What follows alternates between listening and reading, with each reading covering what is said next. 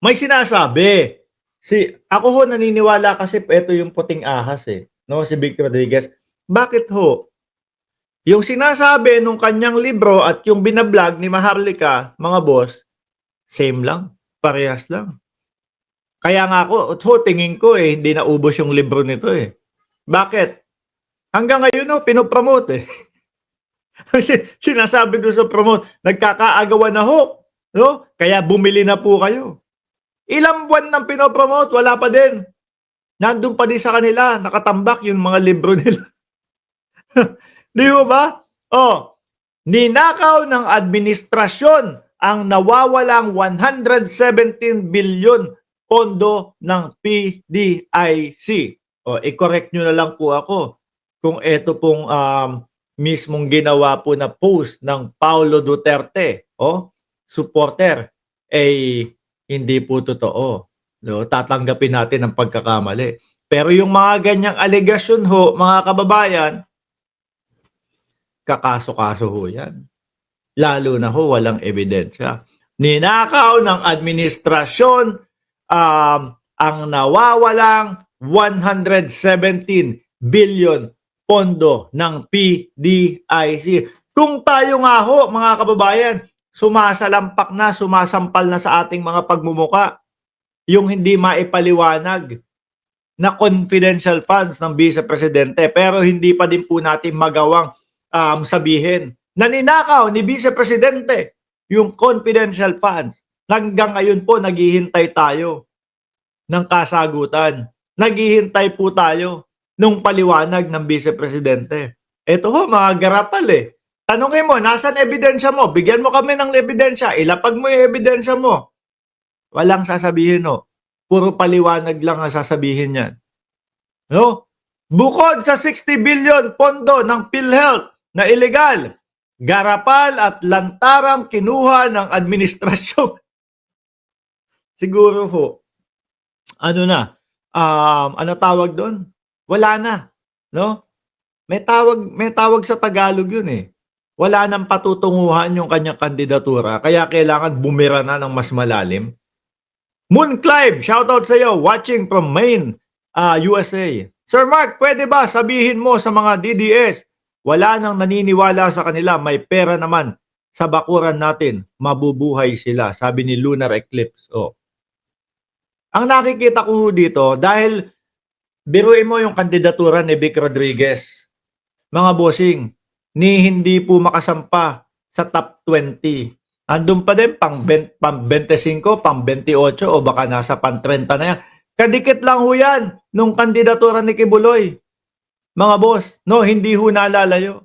Kaya siguro naisip, naku, kailangan mas malalim. Kailangan mas mabigat yung mga ibanat ko sa administrasyon. Bukod sa 60 billion pondo ng PhilHealth na illegal, garapal at lantarang kinuha ng administrasyon ni Bongbong Marcos sa kaban ng ating bayan, bansa, para pondohan ang kapritsyo ng mga mambabatas. Sampo ebidensya, sir? Wala. No? Walang mailatag na ebidensya. Nawawala ang 117 billion pondo ng Philippine Deposit Insurance Corporation. Sabi ni Lori Ramos, gandang gabi Mark. Marcos ako, kababayan ko. Ang nanay niya, waray-waray. Anyway, mga bossing, hanggang ganyan na lang naman po ang labanan ng mga ng mga DDS. Siguro, ang presidente, syempre hindi na po papansinin yan. Kasi ang ibabanat lang ho niya mga yan, mga boss. Naku balat sibuyas pala si Bongbong Marcos eh. Balat sibuyas pala yung presidente. Hindi ka na sana nagpresidente. Kung ayaw mong mababatikos, tapos kakasuhan mo kami. O di ho ba? Pero yung First Lady, mga kababayan, parehas lang po natin yon yung First Lady, mga bossing. No? Walang posisyon po. Pwedeng magkaso. No, sa kanila ho. Maaaring makasuhan po ito. Sabi, pwede si First Lady. May mga sinabi na din po ang First Lady kapag kayong mga pinagbibintangan po ang ating Pangulo. Mga libelous na po yung mga atake nila, mga kababayan. Na siguro iniisip po nila, Naku, kapagka eto sinabi ko, laban sa presidente, mas dadami ang aking boto. Mas aangat yung aking kandidatura from top 25 to 30, mapupunta na ako sa top 12. May nangyari ho ba? Wala naman din ho. Hanggang ngayon ho, nandun sila, sama-sama po yung mga DDS. Tingin ko ho, si Bunggo lang ang makakapasok sa mga DDS. Si Bato, nanganganib din ho. Ang style pa ni Vic Rodriguez, medyo kumbaga hindi kasali sa padapa sa PDP.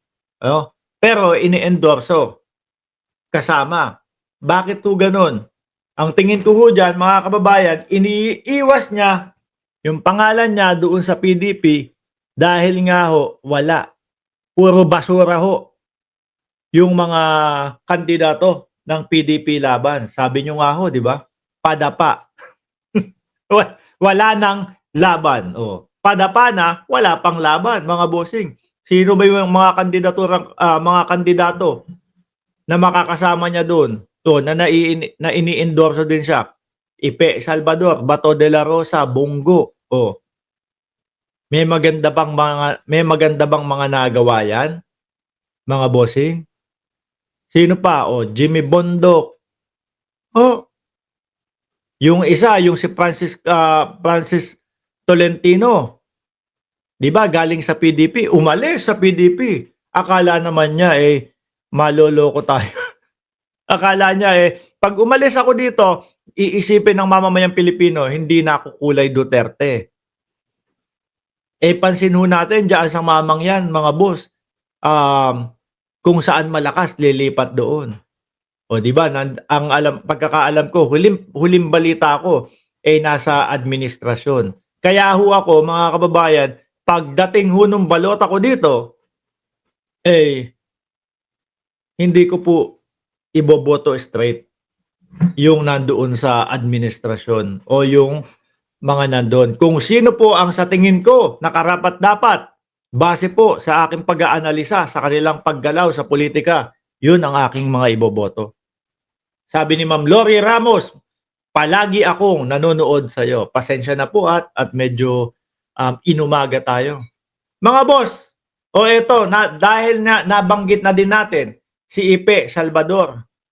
Mga bossing, senator na pala si Ipe.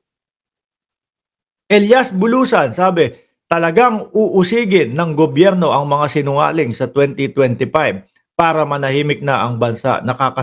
Correct ho, madami ho yan magtatago simula January. Maniwala ho kayo.